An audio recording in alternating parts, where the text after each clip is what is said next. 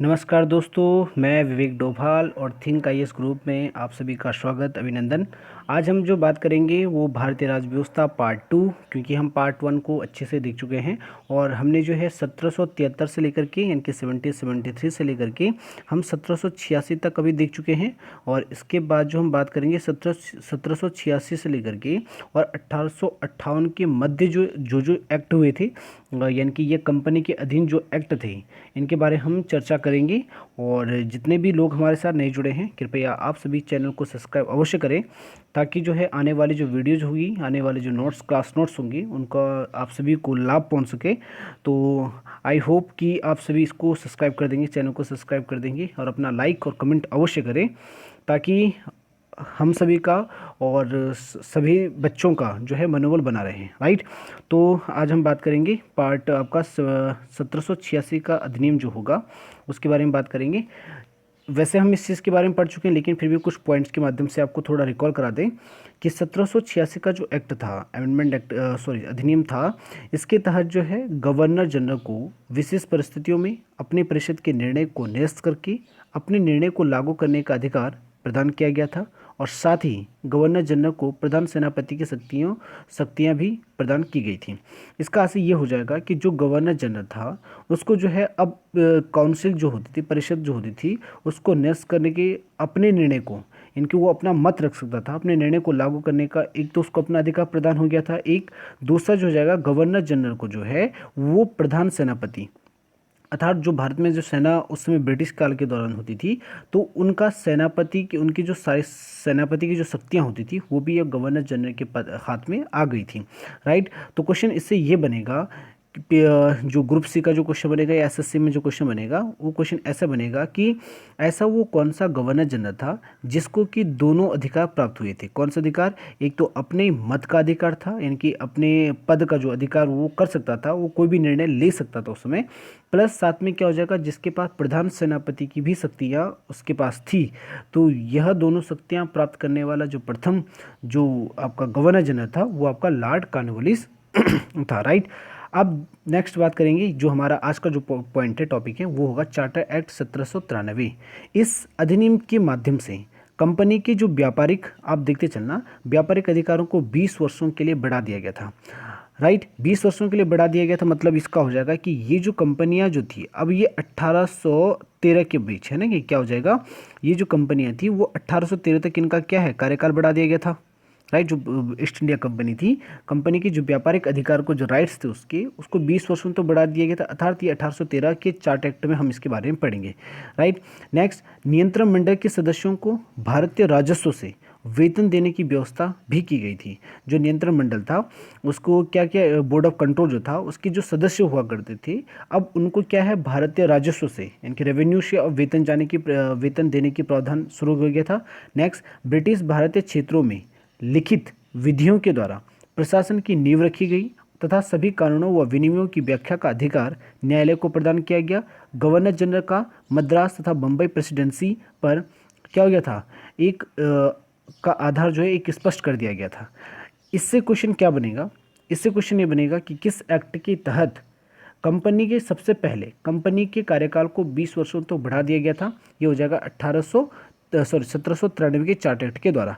लेकिन एक चीज़ और भी है कि जब ये 1813 तक इसके कार्यकाल को बढ़ा दिया गया था, तो उसके बाद भी 1813 के चार्टर एक्ट के द्वारा इस कार्यकाल को 20 वर्षों तक और बढ़ा दिया गया था, यानी कि फिर भी ये कितने तक चले गया था, 1833 तक जो है इसके कार्यकाल को बढ़ा दिया गया था। राइट। ये 2 बार बढ़ा है, इसलिए पेपर में क्वेश्चन अवश्य पूछा जाएगा। दूसरा, कि नियंत्रण मंडल के सदस्यों को वेतन देने का प्रावधान भारतीय राजस्व से किस एक्ट के द्वारा पारित हुआ था, ये क्वेश्चन आपके पास पेपर में इस प्रकार से पूछा जाएगा। एक क्वेश्चन यहाँ से ये भी बनता है कि किस एक्ट के तहत मद्रास तथा बम्बई की प्रेसिडेंसियों पर जो है वो अब सीधे गवर्नर जनरल का ही एक आधार बोलो, चाहे एक आदेश बोलो, ये स्पष्ट कर दिया गया था। ये भी चार्टर एक्ट 1793 के तहत है। राइट। अब नेक्स्ट आएगा आपका कौन सा, 1813 का चार्टर एक्ट। इसमें जो संख्या पड़ी हुई है दोस्तों, इनकी ये जो संख्या जो स्पेशल इसलिए डाली गई है ताकि आपको ध्यान रहे कि आखिर हमारा कौन से नंबर का एक्ट चल रहा है। राइट। अब इसकी कुछ विशेषता देखो, ये बहुत ही ज़्यादा महत्वपूर्ण हो जाएगा। 1813 इस एक्ट के द्वारा भारत में कंपनी की जो व्यापारिक एक अधिकार को, इनकी इसे बोलते हैं मोनोपोली, एक अधिकार को समाप्त कर दिया गया था। कुछ प्रतिबंधों के साथ सभी अंग्रेजों को भारत से व्यापार करने की छूट मिल गई, किंतु कंपनी का चाय एवं चीन के साथ व्यापार पर एक अधिकार बना रहा। ये पॉइंट थोड़ा कॉम्प्लिकेटेड है लेकिन आपको समझ में आ जाएगा। देखो, जो ये 1813 का जो चार्टर एक्ट था, आपको 2-4 पॉइंट इसके याद करने हैं, ज़्यादा पॉइंट याद नहीं करने, कि व्यापारिक कंपनी का जो व्यापार अधिकार था उसे समाप्त कर दिया गया था कुछ प्रतिबंधों के साथ। देखो, अंग्रेजों का चीनी के साथ, चीनी यहाँ पे चीन देश से है, हाँ, चीनी के साथ, जो चीनी देशों के साथ जो चाय से संबंधित जो व्यापार हुआ करते थे उन पे किसी प्रकार का प्रतिबंध न लगा करके, यानी कि ये व्यापार यथावत रहने दिया गया, राइट। उसके बाद सबसे इम्पोर्टेंट कि कंपनी का एक यहाँ पे एक पॉइंट और भी आया कि भारत का जो भारत के साथ जो चीनी का जो व्यापार था, या ईस्ट इंडिया कंपनी का जो व्यापार था, या कंपनी का जो व्यापार था, उसका एक अधिकार समाप्त करके कुछ, जैसे चाय को छोड़ करके और सभी को उसको प्रतिबंधित कर दिया गया, राइट। बस आपको इसमें से इतना ही पॉइंट याद करना है। नेक्स्ट, कंपनी के भागीदारों को भारतीय राजस्व से 10.5 लाभांश दिए जाने की व्यवस्था की गई, और कंपनी को अगले 20 वर्षों तक, जिसकी बात हम बात कर रहे थे, कि कंपनी को अगले 20 वर्षों तक भारतीय प्रदेशों तथा राजस्व पर नियंत्रण का अधिकार दे दिया गया, और यह स्पष्ट कर दिया कि इससे इन प्रदेशों का क्राउन का प्रभुत्व पर कोई प्रभाव नहीं पड़ेगा। बस आपको इतना याद करना है यहाँ से कि सबसे पहले 1793 के चार्टर एक्ट के द्वारा ईस्ट इंडिया कंपनी को 20 वर्षों तक इसके कार्यकाल को बढ़ा दिया गया। उसके बाद 1813 के चार्टर एक्ट के द्वारा भी 20 वर्षों तक इस कार्यकाल को क्या कर दिया, आगे तक बढ़ा दिया गया था। और इस पे जो राजस्व पर जो नियंत्रण का जो अधिकार था, मतलब राजस्व पर नियंत्रण का अधिकार दे दिया गया था। इस पे जो कुछ टैक्स लगना था वो पहले से निर्धारित कर दिया गया था, पर लेकिन ये भी स्पष्ट कर दिया गया था कि इससे इन प्रदेशों के क्राउन के प्रभुत्व पर कोई भी प्रभाव नहीं पड़ेगा। एक लास्ट पॉइंट, इंपॉर्टेंट पॉइंट है इसका, कंपनी के गवर्नर जनरल को गवर्नर तथा प्रधान सेनापतियों को नियुक्ति करने का अधिकार दे दिया गया था। जो कंपनी को गवर्नर जनरल तथा गवर्नरों तथा प्रधान सेनापतियों को नियुक्त करने का अधिकार दे दिया गया था। तो 1813 का जो चार्टर एक्ट ये बोलता है कि जो भी गवर्नर बनेगा, जो भी गवर्नर आगे बनेगा, उसकी नियुक्ति, उसकी सेवानिवृत्ति, उसकी नियुक्ति, उसको पदच्युत करना या उसे पद से हटाना, या सेनापति, इनकी जो सेनापति की जो शक्तियों का जो ये होना था, निर्धारण करना था, वो सब कंपनी के हाथों में था, राइट। बाद में ये जैसे जैसे आप आगे जाओगे 1858 के बाद, उसके बाद सारी की सारी जो सत्ता आ जाती है वो ब्रिटिश क्राउन के अंतर्गत या महारानी एलिजाबेथ के हाथों में आ जाती है। लेकिन बट आपको 1813 में ये याद करना है कि व्यापारिक अधिकार को अब समाप्त कर दिया गया था। अंग्रेजों का जो चीन के साथ जो चाय का व्यापार उसको रहने दिया गया था, और कंपनी के जो मेंबर हुआ करते थे उनको जो भारतीय राजस्व से जो कम से कम 10.5% का लाभ दिया जाने लगा था। और कंपनी के जो कंपनी हुआ करती थी ईस्ट इंडिया कंपनी, उसके व्यापार को या फिर उसको जो है अगले 20 वर्षों तक उसको बढ़ा दिया गया था, कि वो 20 वर्षों तक भारत में कहीं भी आपका ये कंपनी जो है अपना आय व्यय या फिर व्यापार कर सकती है। और सबसे इम्पोर्टेंट ये रहेगा 1813 में कि कंपनी को गवर्नर जनरल तथा गवर्नर तथा प्रधान सेनापतियों की नियुक्ति का भी अधिकार प्रदान किया गया था, राइट। नेक्स्ट, एक पॉइंट इसका और भी इम्पोर्टेंट है कि 1813 के चार्टर एक्ट के द्वारा पहली बार भारतीयों की शिक्षा के लिए 1 लाख रुपए की राशि की व्यवस्था की गई, और ईसाइयों को धर्म प्रचार के लिए भारत में आने की अनुमति मिली। तो दोस्तों, जो ये 2 पॉइंट हैं ये आपके यूपीएससी से रिलेटेड हैं, प्लस आपका ये पीसीएस से भी रिलेटेड है। इसके बोलने का कारण ये है, देखो, कि आपसे बस एक क्वेश्चन आ जाएगा कि सबसे पहले किस एक्ट के तहत भारतीयों की शिक्षा पर, है ना, एजुकेशन के लिए पहली बार ऐसा हुआ था कि भारत के एजुकेशन पर जो है वो कंपनी के द्वारा 1 लाख रुपए की राशि की व्यवस्था या खर्च किए गए, और किस एक्ट के तहत, क्वेश्चन बन सकता है कि किस एक्ट के तहत ईसाइयों को जो है धर्म प्रचार प्रसार करने की, भारत में आने जाने की अनुमति प्राप्त हुई थी। ये भी क्या हो जाएगा, ये भी 1813 का चार्टर एक्ट है। तो ये दोनों क्वेश्चन इंपॉर्टेंट है। कभी कभार ये ग्रुप सी जो एग्जाम होते हैं, वनडे एग्जाम जो होते हैं, ग्रुप सी के एग्जाम में या एसएससी में ये सब क्वेश्चन देखने को मिलते हैं। लेकिन बट यूपीएससी से रिलेटेड ये इसलिए इंपॉर्टेंट है क्योंकि शिक्षा पे जो ये खर्च किया गया था, और प्लस इसके जो आगे जो पॉइंट अभी बताए गए थे, कंपनी का व्यापारिक एक अधिकार, तो कभी कभार आपको 1813 के बारे में लिखना आएगा, चार्टर एक्ट के बारे में, तो आप ये सब पॉइंट मेंशन करके आप अच्छा लिख सकते हैं, राइट। अब हम बात करते हैं 1833 का चार्टर अधिनियम, राइट। साथ साथ में आप लोग वीडियो को स्किप ना करें, क्योंकि इससे आपका नुकसान हो सकता है, क्योंकि जब तक आपको पॉइंट अच्छे से पता न चले तब तक ये नहीं संभव हो सकता। क्लियर। 1833 का चार्टर एक्ट क्या कहता है? 1833 का चार्टर एक्ट देखा जाए तो ये अपने आप में एक बहुत महत्वपूर्ण चार्टर एक्ट है, और इसकी जो मुख्य बातें ये हैं कि इस अधिनियम के तहत भारत का गवर्नर जनरल अर्थात बंगाल के गवर्नर जनरल के नाम की जगह भारत का गवर्नर जनरल हो गया। शायद मुझे लगता है ये पॉइंट आपके समझ में ना आया हो। देखो कि अब जो 1833 का जो चार्टर एक्ट था, इसके तहत क्या कर दिया गया कि जो पहले हुआ करता था बंगाल, पहले हुआ था बंगाल का, सबसे पहले उन्होंने जब 1773 में हमने क्या पढ़ा था कि 1773 में रेगुलेटिंग एक्ट के द्वारा एक बंगाल क्या होता, बंगाल का गवर्नर था केवल, उसे फिर बंगाल का गवर्नर जनरल नाम दे दिया गया था, है ना। उसके बाद जब बंगाल का गवर्नर जनरल नाम दे दिया गया था, तो अब इस 1833 के एक्ट के द्वारा अब इसे बंगाल का ना बोल करके अभी क्या हो जाएगा, ये बंगाल का गवर्नर ना होकर के सीधे सीधे क्या हो गया, ये भारत का गवर्नर जनरल पद इसको दे दिया गया था। राइट। अब आगे क्या बोला कि जिसमें कि सभी नागरिकता सैन्य शक्तियां नहीं थी। जो अब भारत का जो गवर्नर जनरल बना, अब उसके अंदर क्या आ गई थी, उसके अंदर नागरिक शक्तियां, सैन्य शक्तियां, ये सब उसमें क्या हो गई, समाहित हो गई थी। और सबसे पहले ये क्वेश्चन पूछा जाता है पेपर में कि लॉर्ड विलियम बेंटिंग भारत के प्रथम गवर्नर जनरल बने। तो क्वेश्चन ये बनेगा, इससे दो क्वेश्चन से बहुत तैयार होते हैं। एक कि बंगाल के गवर्नर जनरल का नाम बदल करके भारत का गवर्नर जनरल नाम किस एक्ट का हिस्सा है या किस चार्टर अधिनियम के द्वारा यह पारित हुआ था, तो 1833 के द्वारा। और भारत का प्रथम गवर्नर जनरल कौन है, तो ये क्या कौन हो जाएगा, लॉर्ड विलियम बेंटिंग क्या हो जाएंगे, भारत के प्रथम गवर्नर जनरल हैं। क्लियर। बंगाल का गवर्नर जनरल, बंगाल का गवर्नर जनरल कौन है, सबसे पहले ये हो जाएगा को वारेन होस्टिंग्स, 1773 के द्वारा ये हो जाएगा वारेन होस्टिंग्स जो हो जाएंगे, ये हो जाएंगे बंगाल के गवर्नर। राइट। उसके बाद अगर प्रथम भारतीय गवर्नर जनरल की बात करें तो लॉर्ड विलियम बेंटिंग हो जाएगा। राइट। ये ज़्यादा महत्वपूर्ण क्वेश्चन है।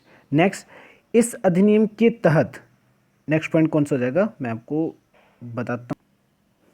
नेक्स्ट, इस अधिनियम के तहत यानी कि नेक्स्ट पॉइंट क्या हो जाएगा, देखो इस अधिनियम के तहत यानी कि चार्टर एक्ट 1833 के अधिनियम के तहत बंगाल मद्रास के गवर्नरों की विधायी शक्तियों से वंचित कर दिया गया था, और भारत के जो गवर्नर जनरल को पूरे ब्रिटिश भारत में विधायिका के असीमित अधिकार प्रदान किए गए। देखो ये पॉइंट भी इंपॉर्टेंट है। कैसे कि जो बम्बई और मद्रास के जो गवर्नर की जो पहले विधायी शक्तियाँ थी, लेजिस्लेटिव जो पावर्स थी, उससे क्या कर दिया, बम्बई और मद्रास को क्या कर दिया, वंचित कर दिया। और इसकी जो सारी शक्तियां जो चली गई थी वो किस में चली गई थी, भारत के गवर्नर जनरल में चली गई थी। राइट। और गवर्नर जनरल के पास पूरे ब्रिटिश भारत में विधायक का असीमित अधिकार प्रदान किए गए थे। नेक्स्ट पॉइंट इसका क्या हो जाएगा कि इस अधिनियम के द्वारा कंपनी के व्यापारिक एकाधिकार को क्या कर दिया गया था, पूर्णतः समाप्त कर दिया गया था। इससे पहले हमने क्या पढ़ा था कि 1833 के चार्टर एक्ट के द्वारा व्यापारिक एक अधिकार को हमने क्या कर दिया, व्यापारिक अधिकार को समाप्त कर दिया गया था। आपने यहाँ पे देखा भी होगा कि 1813 के चार्टर एक्ट के द्वारा क्या कहा गया है कि इसमें जो है व्यापारिक एक अधिकार को समाप्त कर दिया गया था। ये तो एक बात हो गई, लेकिन इसके तहत जो है 1833 के चार्टर एक्ट के द्वारा इसे क्या कर दिया गया था, इसे पूर्णतः ही क्या कर दिया गया था, समाप्त। क्योंकि वहाँ पे कुछ परिस्थिति में जैसे कि चाय का एक अधिकार जैसे चीन के साथ ये बना रहा था ब्रिटिश कंपनी का, लेकिन इस अधिनियम के तहत उसे पूर्णतः ही क्या कर दिया गया था, निरस्त कर दिया गया था। राइट। और एक पॉइंट सबसे इंपॉर्टेंट ये रहेगा कि इस अधिनियम के तहत भारत में दास प्रथा का उन्मूलन भी करा गया था। It's a must important point for UPSC exam prelims के लिए, ये प्री के लिए क्या हो जाएगा, इंपॉर्टेंट हो जाएगा। कारण इस देखो आपसे क्वेश्चन सिर्फ इतना आएगा कि दास प्रथा का अंत, भारत में दास प्रथा का अंत किस चार्टर अधिनियम का हिस्सा है, तो ये कब हो जाएगा, 1833 के चार्टर एक्ट के द्वारा क्या कर दिया गया था, इसका पूर्णतः उन्मूलन कर दिया गया। उन्मूलन मतलब होता है पूरे जड़ सहित जिसे खत्म कर देना, उन्मूलन कहलाता है। राइट। तो ये इंपॉर्टेंट है। नेक्स्ट, अब बात करते हैं, देखो कुछ पॉइंट अभी भी इसके बचे हुए हैं, देखो इसके बारे में जरा अच्छे से देख लेते हैं कि जो चार्टर एक्ट 1833 जो था, इसके तहत जो है चार्टर एक्ट 1833 के तहत सिविल सर्विसेज सेवकों के चयन के लिए खुली प्रतियोगिता का आयोजन प्रारंभ कर दिया गया। ये पहला ही एक ऐसा एक्ट है या चार्टर अधिनियम है जिसके तहत सिविल सर्विसेज सेवकों के लिए अब खुली प्रतियोगिता का आयोजन कर दिया गया था। पहले कंपनी के द्वारा ही क्या किए जाते थे, जो सिविल सर्विसेज थे उनको चुना जाता था, राइट। नेक्स्ट पॉइंट कि भारतीय कानूनों का वर्गीकरण किया गया तथा इस कार्य के लिए एक विधि आयोग की स्थापना भी की गई। तो विधि आयोग की स्थापना, सिविल सर्विसेज सेवाओं के लिए खुली चयन व्यवस्था, व्यापारिक कंपनी का व्यापारिक जो एकाधिकार उसको समाप्त कर देना, दास प्रथा का उन्मूलन कर देना, ये चार्टर एक्ट 1833 की क्या है, हिस्सा है, राइट।